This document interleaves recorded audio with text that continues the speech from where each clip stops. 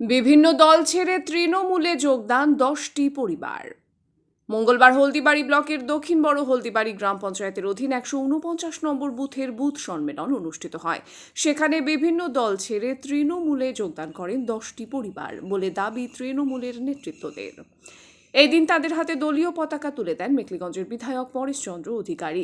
সঙ্গে ছিলেন দক্ষিণ বড় হলদিবাড়ি অঞ্চল চেয়ারম্যান লোকনাথ রায়, ব্লক নেতৃত্ব লুৎফর রহমান, হলদিবাড়ি ব্লক যুব তৃণমূল কংগ্রেসের সভাপতি প্রশান্ত কুমার রায়, পঞ্চায়েত সদস্য গোবিন্দ বর্মন, অঞ্চল নেতৃত্ব মদন সরকার, কৃষ্ণ রায় সহ অন্যান্যরা।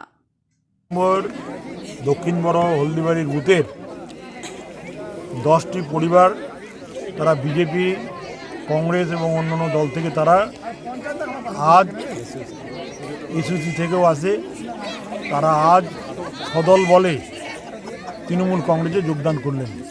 আমরা তাদেরকে ধন্যবাদ জানাই।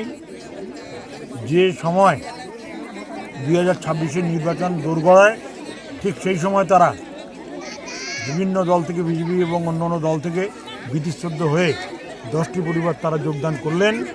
আমরা তাদেরকে স্বাগত জানাচ্ছি। এই মুহূর্তে মানুষ, বিশেষ করে যুবসাথী প্রকল্প, কৃষক সহায়তা প্রকল্প, যারা একেবারেই বেকার, তাদের মুখে হাসি ফুটিয়েছে এই দুটি প্রকল্প।